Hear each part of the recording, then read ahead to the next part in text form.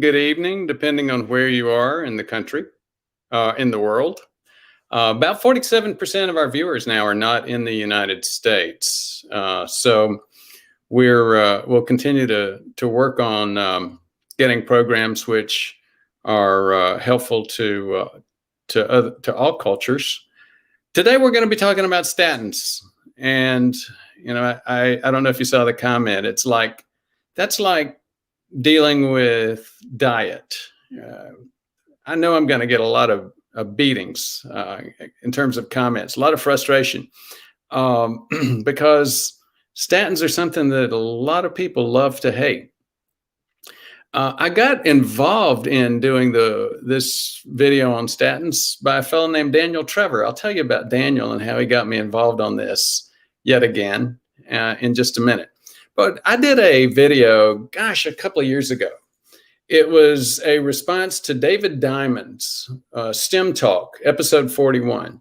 David Diamond talked about why he doesn't take statins and why he doesn't agree with statins. He's been very popular in the lecture circuit for this area.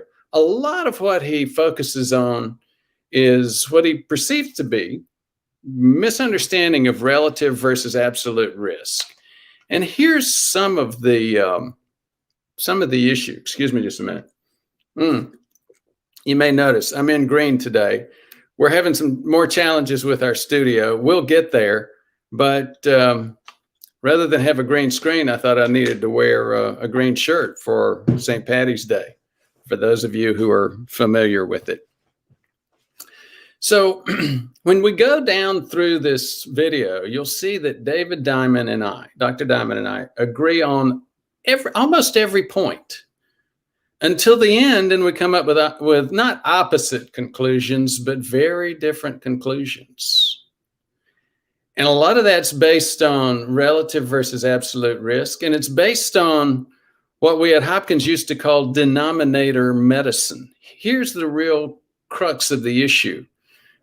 Big Pharma, as David Diamond would say, says, just give statins to everybody. If their LDL is over 70, if their age is over 50 or 60, Dr. Diamond and I would both agree, you really don't save a lot of people doing that.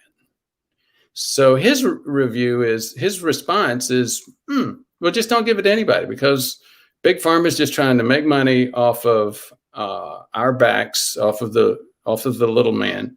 And it really doesn't help, and it hurts a lot on the way out. So that's his perspective. I've got a very different one. I do use them. I do recommend them, but I don't use them and recommend them for just anybody. I use them and recommend them for people at very significant risk for heart attack and stroke. Now, how do you do that? You don't do that looking at Framingham. You don't do that looking at age. You don't do that looking at gender. But we'll talk about how you do that again a little bit later. I'm getting maybe too deep into the subject. So how did I get involved in this challenging space again? It's due to a fellow named Daniel Trevor. Daniel is, I think, this is his picture and now, and believe it or not, he's like 70, 72. He lives in LA. He's been a longtime viewer. He and I've talked a few times. He just wrote, or he's in the middle of writing a book. And he sent me some pieces of it. And it's about the heart attack stroke prevention experience. It's a how-to book, but it's also a story. It's his story. And I won't share with you his story. But as I go into the details of reading what he's writing so far, it's the book I wanted to write. It's the book that covers our key content, a lot more than just our core content. But I didn't write it yet. And in fact, I told Daniel, I said, gosh, after reading this, I don't know that there's a need for me to write it. He does a very good job. In fact, I think he does a better job than I would have in a lot of places, because it's more readable. He doesn't shy away from the technology. I can get geeky. he gets there, but not too deep. I mean, he does a little bit better job of keeping it at a higher level. He does get into the key drivers, such as insulin resistance. But one of the places he gets into is this whole debate about statins. So that's how I got into this issue of talking about statins again today. Just a quick update regarding other activities that PrevMed, we've been involved in a lot of things. We're involved in a lot of urgent care, telemedicine, K-Health, which was I started with them when they started just over 2 years ago. They're now at a 1 point, they're over $1 billion market cap, and it's providing really good telemedicine. I did a few videos on it. It's basically using artificial intelligence to help doctors get a better diagnosis. I still do a little bit of work with MDLIVE. I'm doing work with a company called Papa at this point, where Papa is actually helping seniors get to the lab, get their insulin resistance surveys, get onto the webinars with people like me so they can understand. The people that really need this technology are the least aware of it. The least healthcare technology awareness is in the 65 and older group. So Papa really does a lot of work. It's an Uber family or a family for hire on a gig basis. So those are all items. I started, as I often do, at the end instead of the beginning. Let me go back up to the beginning and talk about some of the things we're doing there. Spanish speaking, we're working with an old friend of mine, a fellow named Haywood Hall. Haywood actually lives in Mexico a large portion of his time and speaks Spanish fluently. He's got a group that helps develop content. They do CME, continuous medical education for emergency medicine groups and public health. He and I have a lot of similar interests, and he and I are working together to start developing some stuff that's specific to heart attack and stroke prevention, the content that we cover on our channel, but for those 50 million Spanish-speaking Americans. Value-based medicine, the LA project, I like to call it LA, stands for Lower Alabama. James calls it the Alabama Project. James, by the way, it will not be joining us today. Here's why. James is busy. I don't know if you can see where he is, but he's there with, if you can't see it, it's palm trees, a sailboat, the ocean. He's at Longboat Key near Sarasota, Florida. So that's his assignment for today. Have fun and relax while I'm working. Last item that we're doing on the PrevMed side is expanding PrevMed, bringing on more docs to help the expanding patient requests and requirements. One of them will probably be Dr. Kevin McCord, who's done a couple of interviews with us, a couple of shows. This is just some of the other content. I won't spend time going through that. We've got sugar webinar, the plaque webinar, the supplements webinar. There are places, just go to the website, prevmedhealth.com, and you can find those. You can also find the subscription programs, which has been a big deal for a lot of folks. If you want to understand our core curriculum, this is the simplest, cheapest, fastest, easiest way to do it. Just go get some of our courses.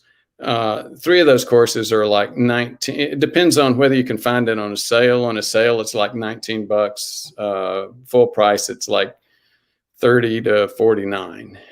There's one course out of these 4, and those 3 courses are the plaque course, the insulin resistance course, and the cardiovascular inflammation course. Those are all concepts and things you're not going to learn from your doc. I mean, there's plenty of science out there showing that from a plaque perspective, docs are still doing the Framingham, which is not a measurement, but a bad guess, to stress tests, to the cath lab. In terms of insulin resistance, Docs still don't understand how to diagnose it, let alone treat it well. And again, I'm not criticizing or complaining. I wish it would get better, but this is the science. I'm quoting the evidence out there. In cardiovascular inflammation, again, docs are becoming more and more aware of it. They just don't know what to do. Now, if you'd like to get all of the content and then some, in about, it's about 10 hours worth of course curriculum, get the Heart Attack and Stroke Prevention Conference in Louisville. Not gonna complain further, except I will say there's been more progress on the book. Todd rewrote the core chapter, which was not in there, the chapter on the CIMT. The website, again, we've had improvements on the website. We've got podcasts out there. And in just a minute, after we get the water ball, we'll start talking about the program for today. Demonizing.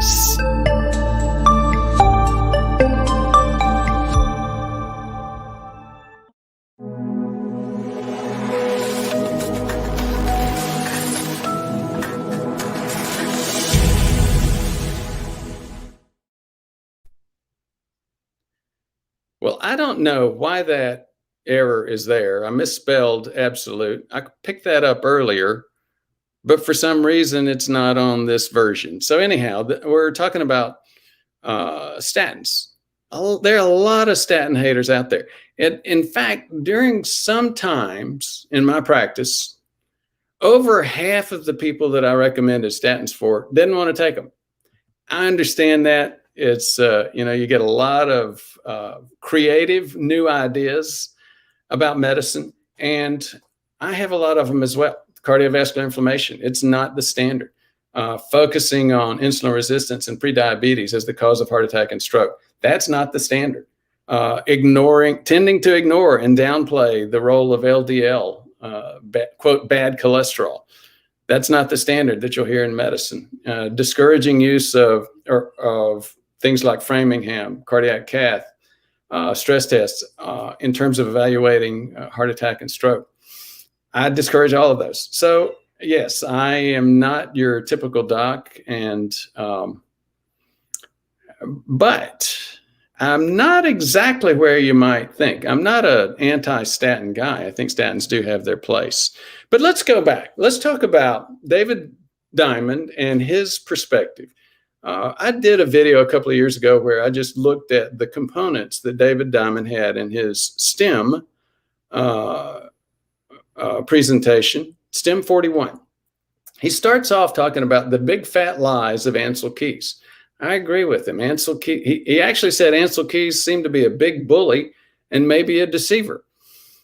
I didn't know Ancel Keys, but everything I've read would support exactly that. He probably was a bully, and he probably did, quote, lose, end quote, a lot of data, a lot of very important data. For example, in the 7 countries study, I think the story is he forgot France was part of Europe.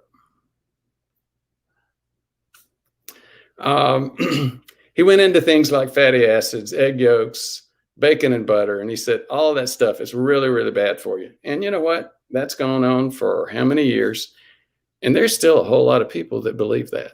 In fact, I'm not going to get too deep into this debate about saturated fat. Although I will say, I just did a video recently where we talked about even the very conservative group, the conservative magazine, JACC,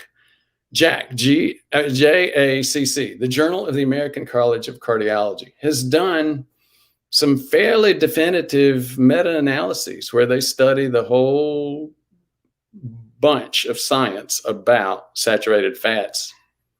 And guess what they said? Fat's where it's at. I mean, not really. They're not saying, oh, that's what you should be eating all the time. But they said, even they are now agreeing that saturated fats are not the danger that we thought. Now, get back to STEM 41. David Diamond focused on diets, and he focused on going from that old classic low-fat, high-carb diet to a low-carb, high-fat diet.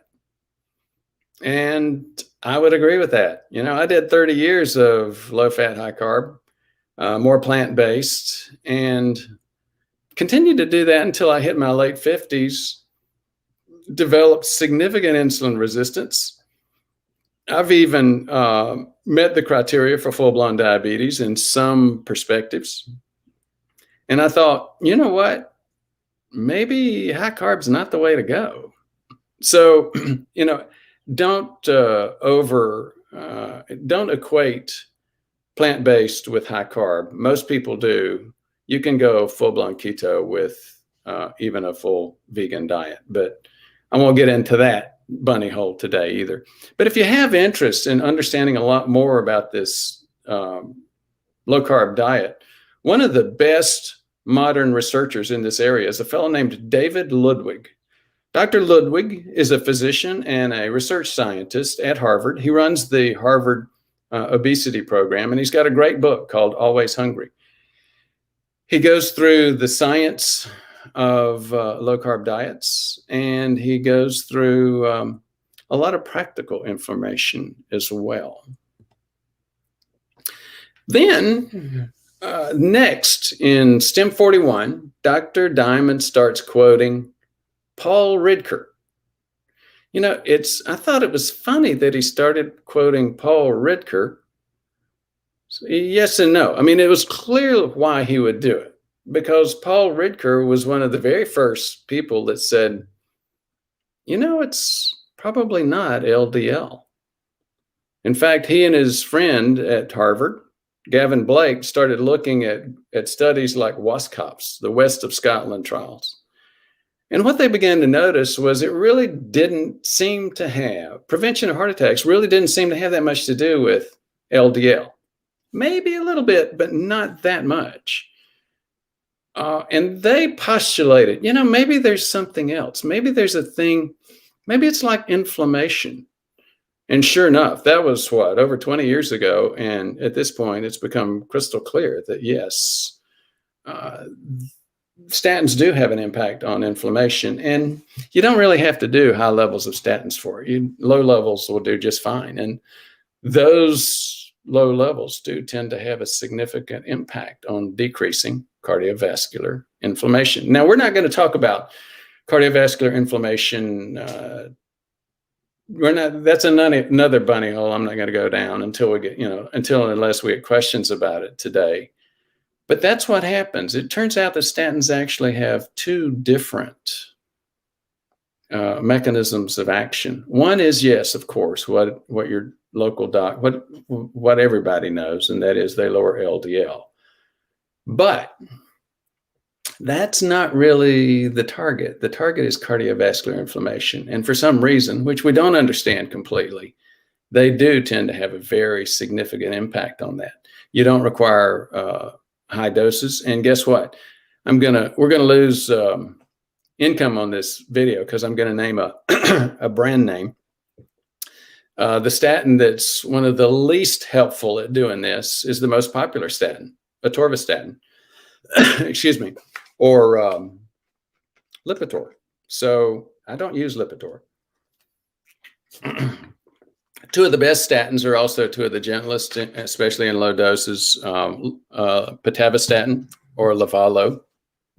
You can get it generically. It's still expensive in the States now, but you can start getting it for about $1 a day or less through Canada Online Pharmacy. Anyhow, I'm digressing. Let me move on.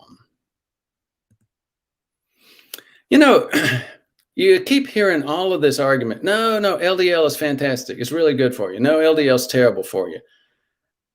You know what? Don't listen to Amir Ali. Don't listen to me. Don't listen to anybody else. Just look for yourself. Look at this, these numbers right here.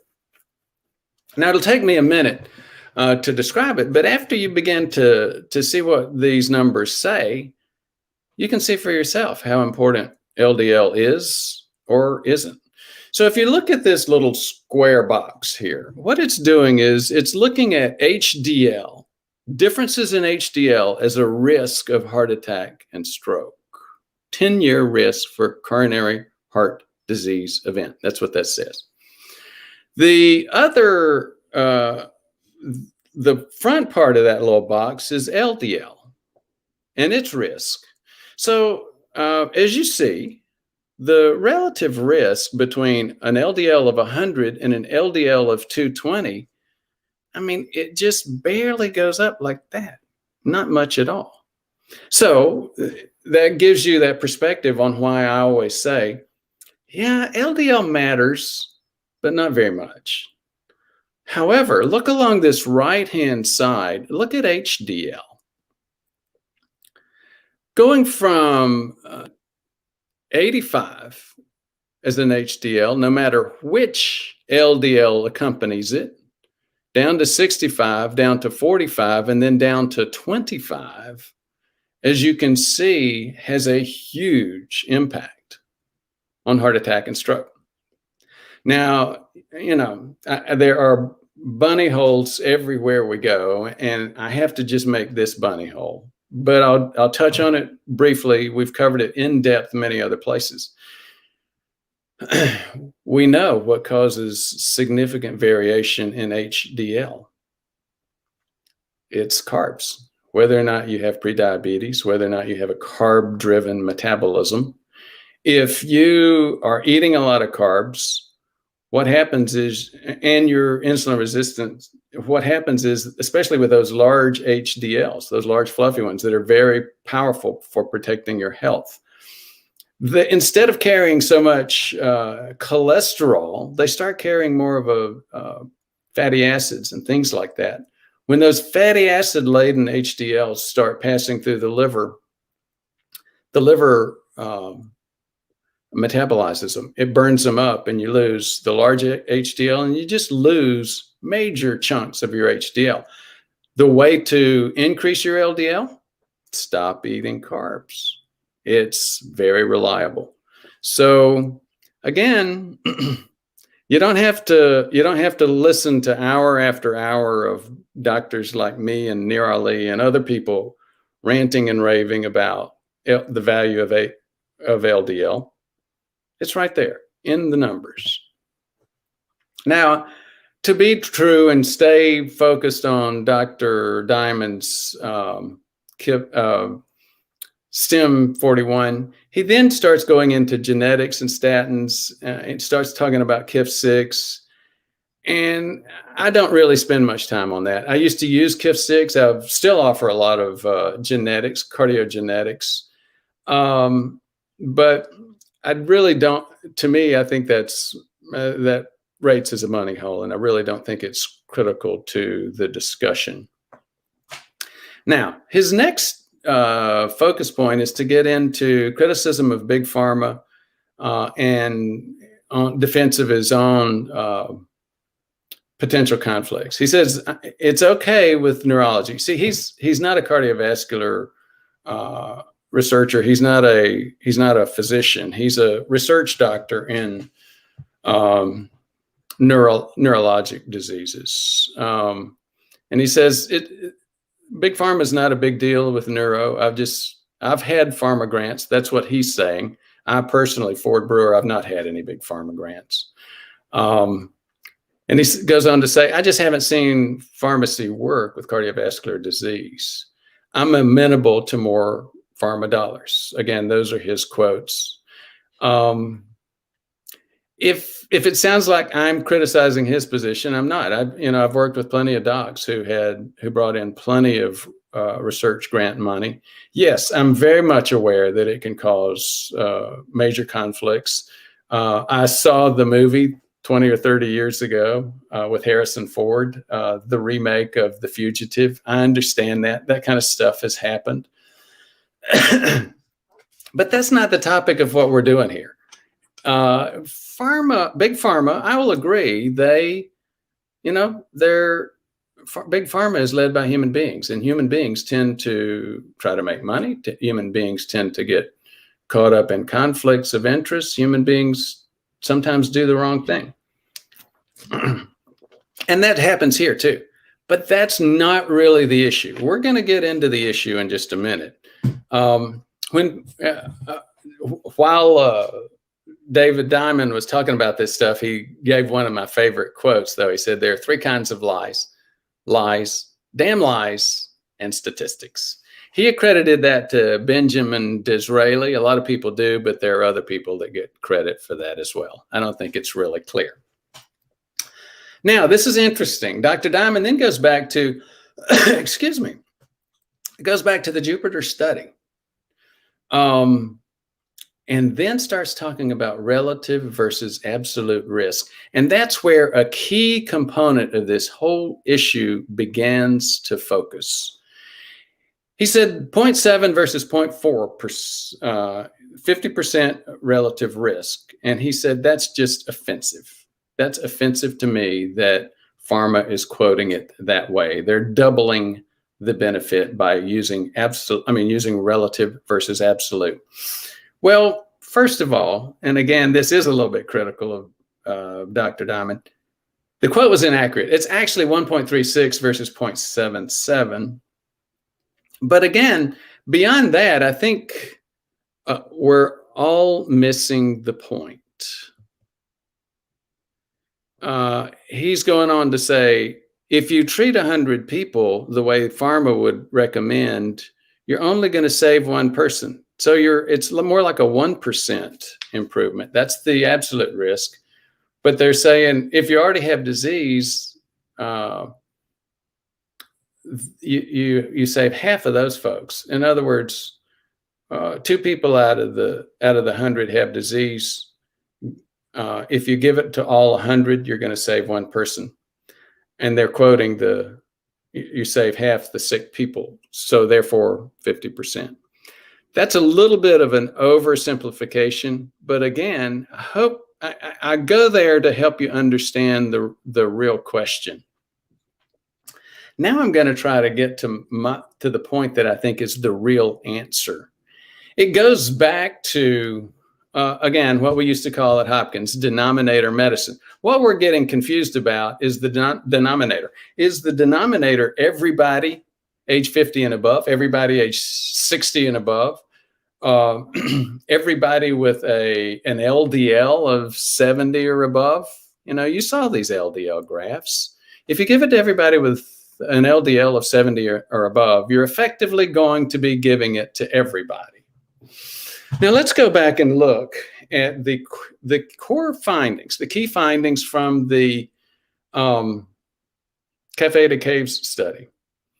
We're talking about plaque here. The most common way of knowing about plaque, or maybe one of the 3 best ways these days, is just get a coronary calcium score or a CIMT. This study was done using CIMT. It's the landmark study doing CIMT. And so here's what they found.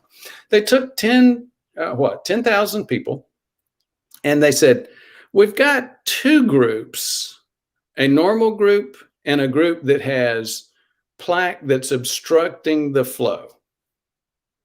And we're just going to follow those 10,000 people. Well, of the people that had no detectable plaque, 0.1 had an event, 0.1%.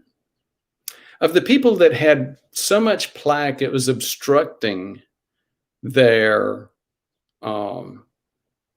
flow, 81% of those had an event within 10 years. So those people were at significant risk.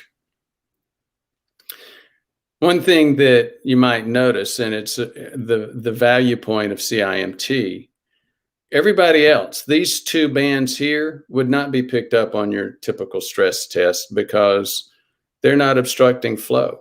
But if you have significant plaque on a CIMT and it's not even impeding the flow, you still had a 40% probability of having an event.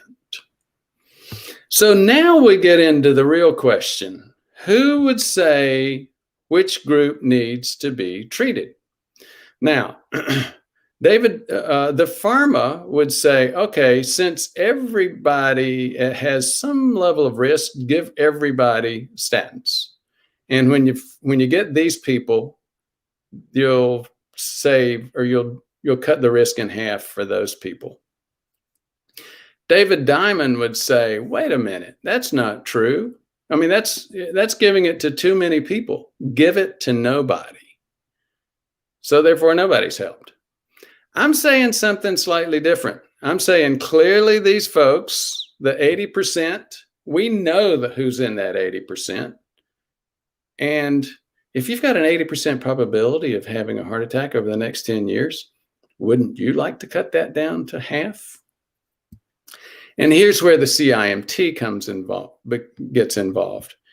If you've got enough plaque to show a discrete plaque, you've got a 40% probability. And wouldn't you like to cut that down to 20? So that's the whole issue. Hopefully I didn't confuse things too much for you, but that's where we get into this whole debate of statins and absolute risk versus relative risk. So you get back to wrap it up, and now you begin to see how I could agree with Dr. Diamond all the way to the very end, but have a very different conclusion. Most statin scripts, I would agree that most statin scripts could be labeled as worse than useless, more harm than good, because most statin scripts are, well, we'll talk about them in just a minute. They can be a distraction from the real issue, lifestyle versus medications. And medications are not the way out of heart attack and stroke risk. Lifestyle is. Most statins, the reason I'd say most of those prescriptions are worse than useless is that most are prescribed on LDL level and or age, using something like Framingham and not using something like documentation of plaque. Framingham is not a measurement, it's a guess. And Framingham, I'm not the only person. Redker here, guys at Harvard, guys at Mayo, all the leading cardiovascular research units have said the same thing. Framingham is too high. It actually doubles the estimate. The estimate is double the actual risk, especially for women. Not quite so bad with men, but it's not a great guess. So if your doc, which is the usual practice in the community, if your doc is prescribing statins based on Framingham, you're likely to be getting a statin when you don't need it. Now, once you have plaque, you go from about a 1% probability of having a cardiovascular event to 40%. Once that plaque gets big enough to impede flow, you go to 80%. I would think if your risk is 40 or 80%, you'd want to start taking advantage, even if it's a medication, even if it's not as important as lifestyle, you might want to consider it. So again, it's CV inflammation, cardiovascular inflammation, not, LDL. Therefore, a low dose is all that's needed, and only for people with existing or proven plaque. Now, here's one more final thing. It's sort of an add-on. He said, the real demon here is carbohydrates, not fat. Again, I agree with him 100% on that. Getting carbs out of your diet is more important than taking a statin. Also, decreasing body fat, more important than taking a statin. Body fat's not just an inert energy storage tissue. It is an endocrine tissue, and it secretes cytokines and some really ugly things that cause this problem. The goal is to keep insulin and glucose low. Other things that are important are exercise, not just aerobics, but resistance and high intensity interval training, even for older people. Sleep is, poor sleep is going to become the new smoking, where people recognize huge risk here that we just didn't understand before. Get a sleep monitor, start watching your sleep. And I had no problem with my voice being scratchy for the past week. I think it just happens when I start talking a lot. Breath training.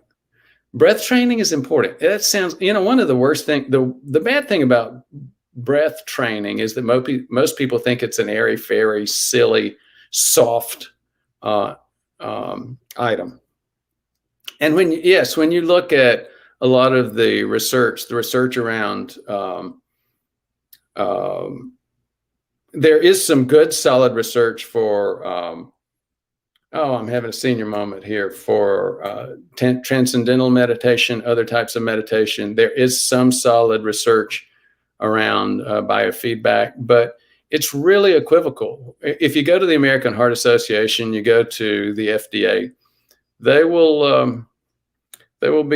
very clear that you've got really good research in terms of device driven breath training. Has a huge impact on blood pressure. Again, another typo: stress, not stress, anxiety, and as we talked about a minute ago, sleep. So thanks for your patience with me as I went on and on and on. Aspen or Gilbert, if you'll give us the water ball, we'll go to Q&A.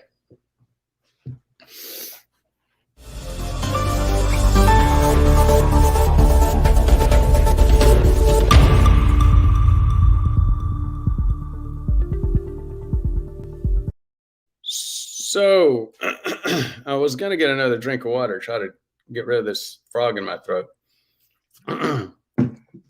Amir Al Gayer, LDL is 95. Wow, that's really good. Oh, no, I'm sorry. LDL is 95. And now the, you know what's going on? We're having a problem with. Somebody said, Doc, you really shouldn't talk about telemedicine because you have so many problems with technology. It is what it is. I've been doing technology for decades. Amir in Germany. Hi, how are you doing? Glad to have you here. We'll talk about your other comment in just a minute. Greg Forbes. I had a quad bypass 14 months ago. I've been on statins, atorvastatin. That's the one that I love to hate on.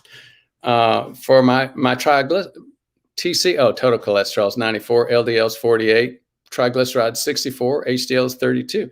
Well, your triglyceride over HDL ratio is 2. Most sources would say that's a good healthy number.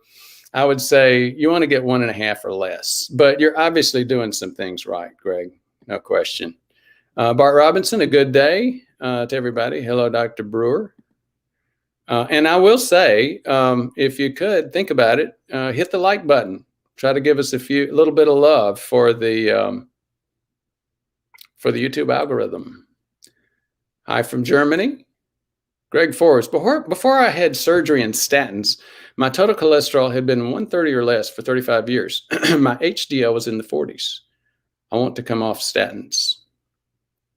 Well, I would not take high dose atorvastatin. I would consider, you know what I would consider. I talked about it. Morning from San Diego.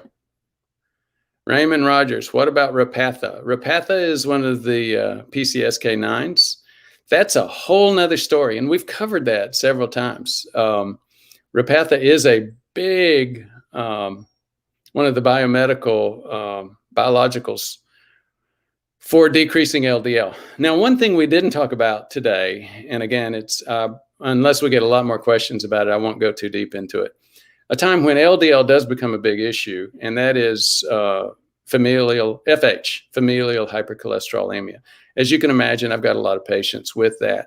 The reality is your typical run-of-the-mill FH patient, still, the LDL is not a big deal.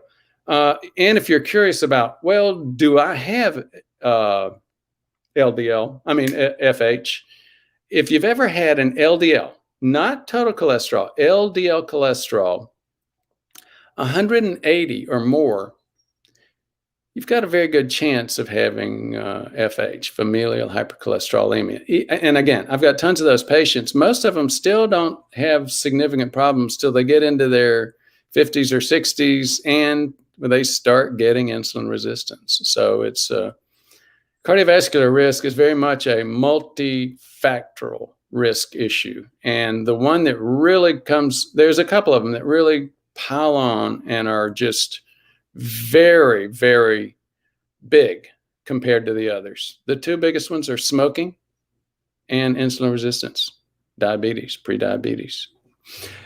Believe it or not, there's one other that's as big. Most of the time, it's not quite as big, but For those who have rheumatoid arthritis, the inflammation associated with rheumatoid arthritis creates as much of a risk for heart attack and stroke as diabetes.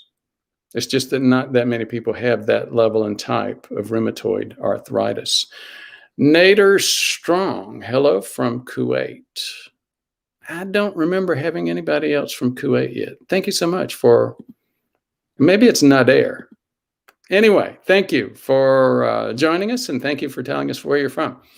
Lori Frischards, do statins affect ApoB levels? I decline to comment on that. I'm going to leave that one alone. James West, I hope, just in case you dialed in late and just in case you're wondering where James is, I'm going to show this picture one more time.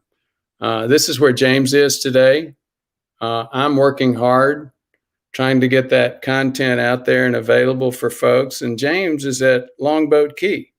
And this is what he's looking at. And he had the gall to send me a picture of it. So hello to you too, James. So Martha Reich, James's Aunt Martha. Good morning, Martha. How are you? Darlene 466. My total cholesterol is 291. My LDL is 228. You very well may have FH, Darlene. The doctor wants me in Crestor. Is there a better way? Yes. Well, it depends on the dose. And again, Darlene, without repeating what I've been talking about for the past 20 minutes, there are folks with FH. Even with FH, it can increase the risk, but it doesn't increase risk nearly as much as the other things that are going on. So yes, you could, number one, you need to find out what your total risk picture is. Then number two, there are ways of dealing with LDL levels of 228. You know, he mentioned the PCSK9s a few minutes ago, Repatha being one of them. That's an option. They're just, and at your level of LDL, the insurance companies will actually probably reimburse that. But first of all, you need to find out what your other risks are, and you need to talk with somebody, maybe somebody different, about the types and levels of statins. TD, Dr. Brewer's the best. Thanks, Doc. I appreciate that. And thank you, TD. I think you and my other viewers are the best too. I get on and I'm going to have a whole bunch of people there listening and making comments and being very active. And I appreciate that. And also appreciating the bunny holes that I tend to go down.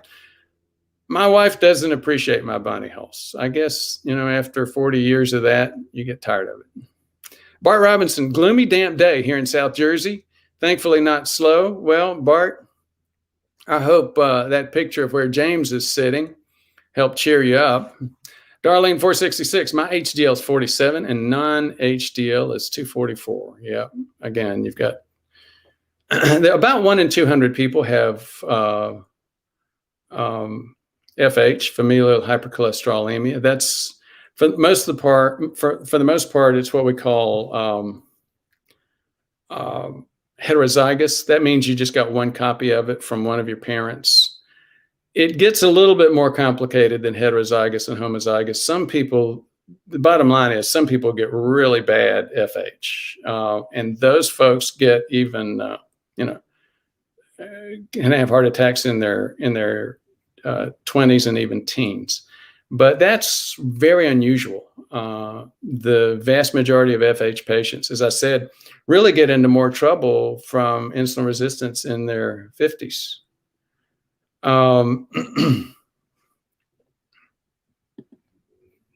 Bar Robinson, Darlene, maybe just try a very small dose to start with. I take 10 milligrams every other day, Crestor.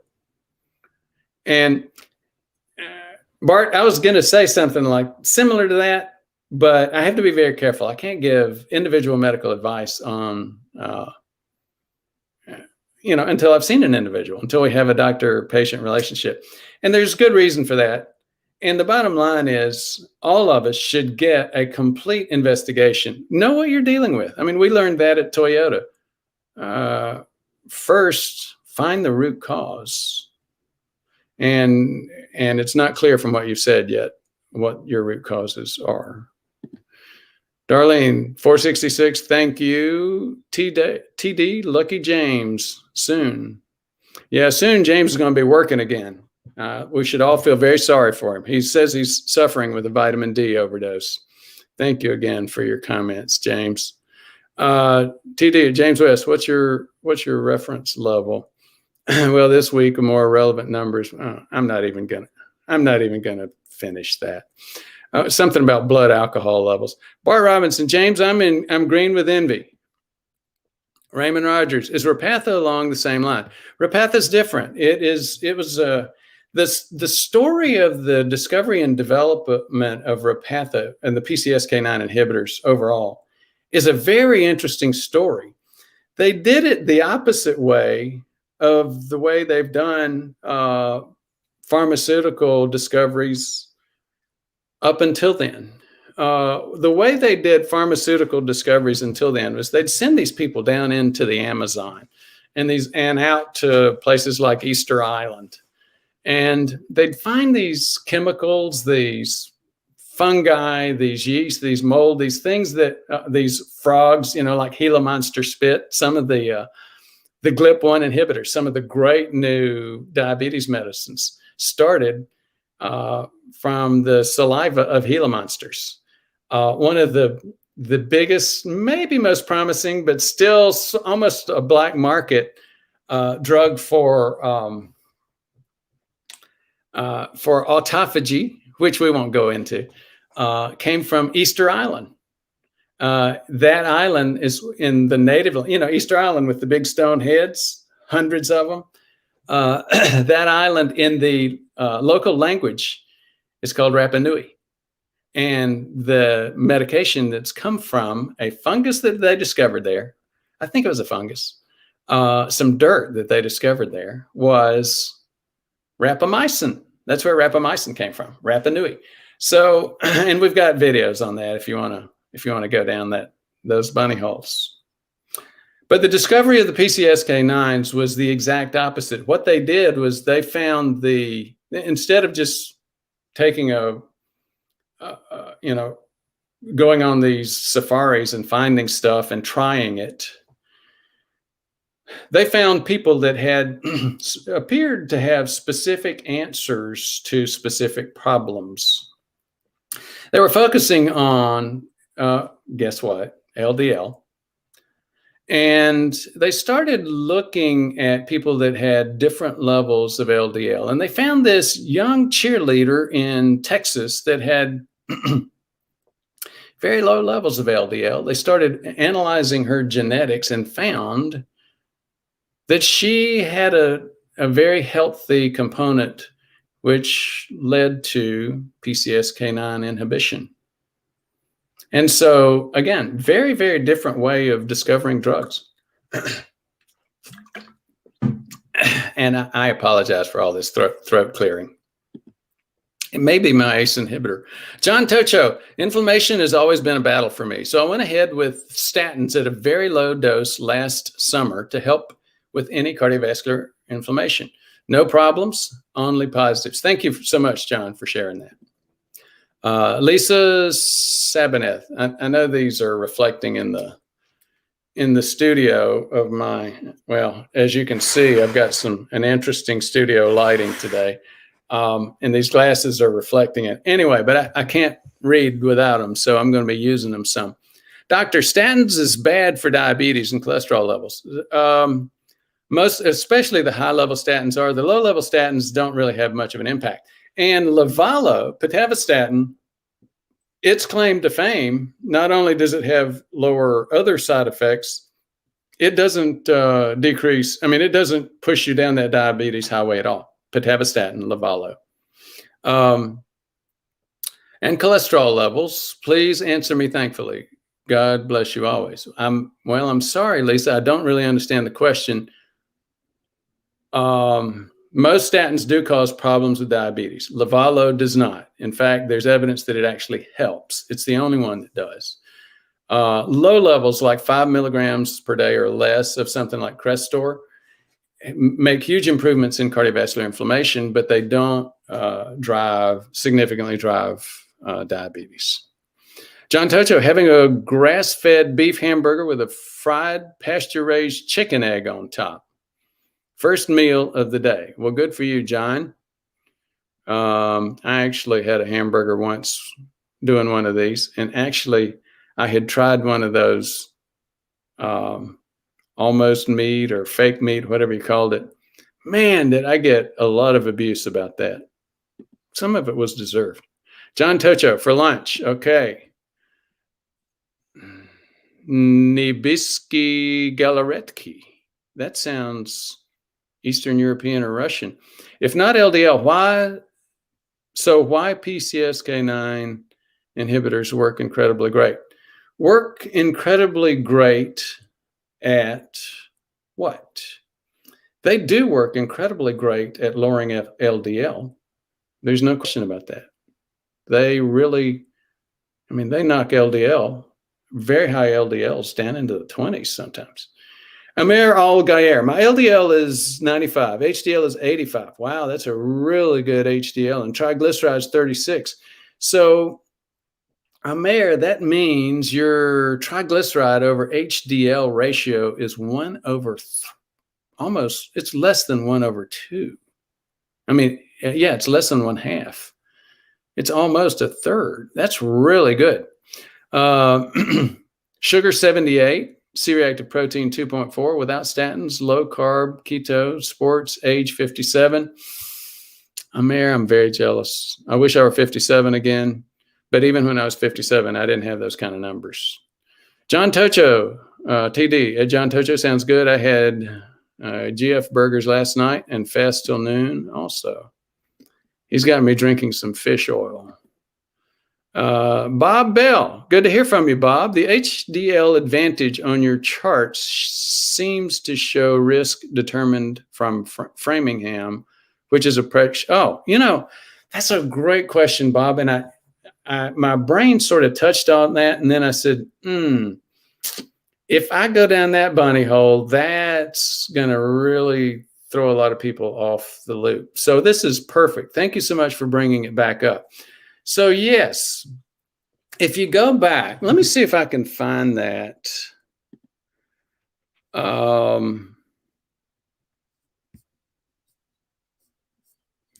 Just a second. If you look where we were talking about HDL,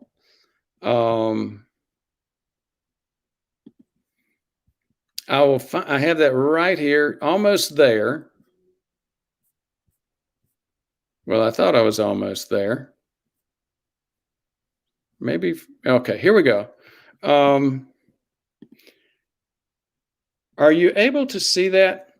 So this says it came from the Framingham Heart Study. So, and I just got through saying earlier, Framingham is not a measurement, it's a bad guess. So this is use of the term of the label Framingham for two totally different things. The Framingham Heart Study, the study itself is really good. Framingham is a town about an hour from Harvard in Massachusetts. And they've had what, is it 4 or 5 cohorts? They've got some of the absolute best data on heart attack and stroke risk that's been developed. So many things came out of Framingham. Some of the key research, a lot of the key research, more key research on heart attack and stroke risk than anywhere else came out of Framingham. So the research is great. I said, however, Framingham is not it's the most common reason for prescribing medications, and it's bad. So let me clarify what I meant. There is a risk estimator, which is based on the Framingham Heart Study. And what they do with that risk estimator is they say, okay, are you male, are you female, do you smoke? What was your LDL? What was this? What was that? And they come up with an estimate of your risk. Now, let me just go down one other slight bunny hole in terms of explaining why that's not the greatest. The most recent data that they have on in the Framingham risk estimators is at least 10 years old, 7 to 10 years old and older. Well, here's what's happening. We're getting huge improvements in heart attack and stroke risk, believe it or not, with the exception of what's going on with the obesity epidemic and the aging epidemic. But still, we are getting improvements in heart attack and stroke risk. Well, since we are, old data gives you older, higher risks. So that's the problem. And that's why we can say, well, the Framingham is not a measurement, it's a guess, and it's a bad guess. It's based on really good data, some of the best data available, but it's just old. So your next question would be, well, why don't you use newer data? There is no newer data. The way this data is developed, it takes years to incorporate it. And as long as it does that, it's always going to be lagging. And again, this is not just me. It's, go to Paul Redker and the guys at Hopkins and all the other guys. It's not just a raving lunatic internet doc. So great question. Now I think I lost the comments. Oh my goodness. Yeah, great question, Bob. Thank you so much for bringing that up. We are, by the way, we've got a lot of other comments coming through, way more comments than we're going to be able to cover. Thank you so much for your interest. Let me just go through and see if I can find a couple more before we go. ML, so an article relating CIMT and Achilles tendon thickening. I haven't seen that. It's very interesting. Our friend James, James, are you just rubbing this in or what? Google announced there'll be oh, that's very interesting. We do need better access to sleep monitoring and scoring, but I don't know if I want to do, I've gotten paranoid about Google and its listening devices too. Recently found a patent microchip. I don't know what. Kirk Wallach, CAC of 75, but high HDL. Worth a 10% increase of diabetes. You're not going to get a 10% increase of diabetes, Kirk, with 5 milligrams or less of Crestor, and certainly not with pitavastatin. You're just not going to get that. So look a little bit harder at the statins that we're talking about. Lynn Marie Rose, what is the statin you recommended? I missed it. So one more time. Low dose, number one, and usually either Livalo, if you can get it, or Crestor, 5 milligrams. There's some evidence that it does. Not great. I take it, and it's good enough for me to take it. Wade Taylor, LDL 123. So could I replace my 20 gram?